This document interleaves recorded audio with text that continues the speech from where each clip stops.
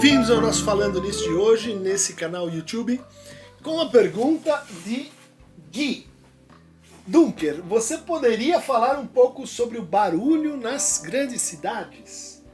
E a psicanálise, a falta de silêncio e sossego nos centros urbanos. Uma pergunta muito prosaica, assim, diferente, mas muito próxima de uma experiência bastante discutida, que é a evolução das nossas formas de vida dentro do espaço urbano, cada vez mais atravessada pelo excesso e, caracteristicamente, o excesso de barulho, de ocupação, de trânsito, de poluição, e que ela aqui sinalizou na figura do barulho. Há um quadro clínico esquecido chamado neurastenia, descrito na virada aí do século XIX para o século XX, que apresenta um sintoma muito interessante, que é a sua hipersensibilidade ao barulho. Então, por exemplo, tipicamente a pessoa está ali num momento sexual, vai haver um encontro, mas tem um barulho, crip, crip, crip. Aquilo mexe com a pessoa e ele perde a ereção, ele perde o interesse, ele se desorganiza com aquele barulho que parece assim convocá-lo, parece atrapalhá-lo, parece ter um valor psíquico que vai assim se exagerando dentro da pessoa. De fato acontece, isso tem uma relação, acho que intuída pelo Freud, com o uso dos nossos prazeres. Ou no Lacan, em como nós fazemos corpo com a linguagem, como nós constituímos nossa corporeidade. E que no caso do barulho excessivo, do barulho que é sentido assim como uma coisa que nos invade, a gente não tem como se defender. Mesmo que a gente ponha o tampão, é como se assim a própria presença do tampão indica que o outro está muito próximo, ele está me invadindo. Esse é um sentimento social que está relacionado com a paranoia sistêmica, com a sociedade do controle, com a ideia de que nós estamos sempre sendo observados, com a ideia de que nós estamos perdendo, primeiro, o espaço privado, o espaço de acolhimento, e segundo, isso é uma metáfora, portanto um sintoma tem estrutura de metáfora, também o sintoma social, nós estamos perdendo a nossa capacidade de intimidade. Nossa capacidade de intimidade está baseada em estar com o outro numa relação que comporte incerteza, que comporte angústia, que comporte indeterminação, mas a intimidade depende fundamentalmente da possibilidade de estar consigo em solidão radical, de estar consigo em absoluta solitude, de estar consigo em quietude. É muito difícil cuidar disso. É muito difícil cuidar disso numa civilização em permanente ocupação, em permanente aceleração. E que quando a gente se recolhe, o que a gente sente é uma espécie assim de vazio que nos atemoriza, de angústia latente, de assim impulso a sair disso.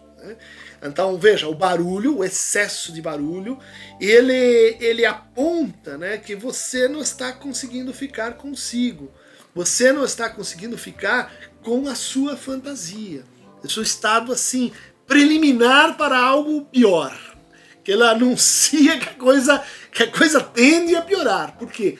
Porque quando você não consegue estar com a sua fantasia, você começa a vestir a sua fantasia nos outros. Você começa a colocar assim, ou raiz e fonte dos seus problemas no seu quê? Vizinho. Olha a figura que a gente tem com o barulho. O barulho e o cheiro, elas têm que ver com o vizinho que está me incomodando. Tipicamente esse incômodo causado pelo vizinho, ela tem a mensagem que diz assim: olha, o seu vizinho, que é igualzinho a você, que tem os mesmos gostos, que tem o mesmo corte de gênero, perfil de classe, etc., ele está gozando mais. E ela está com esse barulho. O que é o barulho? É um sinal de festa, é um sinal de música. Isso a gente vê, inclusive, revertidamente na formação dos paredões, daquelas pessoas que andam no trânsito, paredões de alto-falantes, né? Ou aquelas pessoas que andam no trânsito e põem um volume que é para os outros ouvirem, que é para os outros, é uma espécie de exibicionismo, né? Olharem para o sujeito e dizer assim, puxa, aquele sujeito deve estar gozando muito dentro daquele inferno de axé, dentro daquela música, que não para, que você nem entende, nem consegue compreender, mas ele se expõe como, em resposta a, eu sou um ser gozante. Eu sou um ser que está assim na minha bolha sonora e vou impô-la a você. Isso contém o quê? Uma mensagem de violência. Uma violência com o outro, uma violência que tende a evoluir muito mal. Porque a resposta que a gente é tentado a dar é dizer, olha, você chega para lá.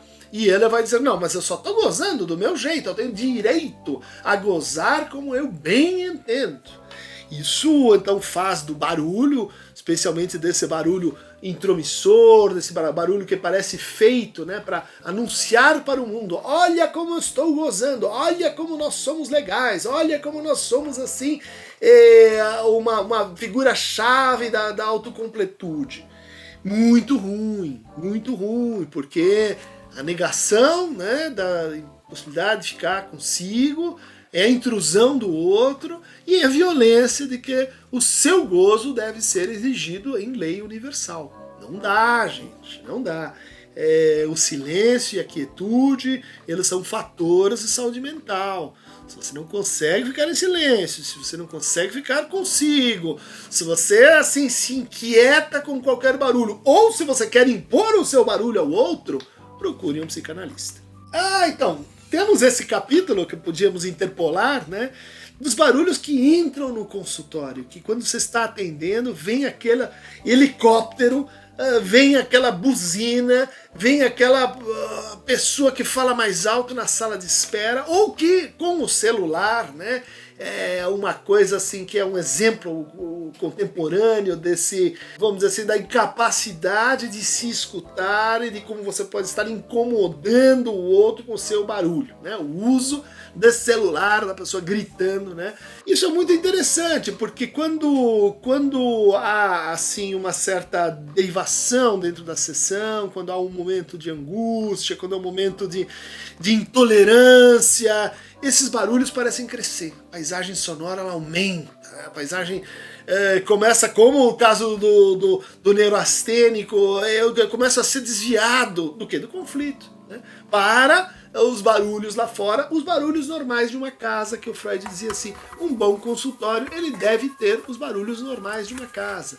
Ele não deve ser opressivamente silencioso. Porque quando você está numa relação intensa, falando de si, cuidando de si, é como se o barulho em volta ele perdesse a sua força psíquica, o seu peso, a sua importância, né? Então, de fato, há uma proteção que a gente consegue se criar ao barulho e há pessoas que estão mais expostas ao barulho alheio. Durma-se com barulho desses. Por hoje é só. Silenciosos, meditativos, meditantos, clique aqui no Aqueronta Movevo e escute o barulhinho da água do Averno, levando as almas para o além. Bem baixinho.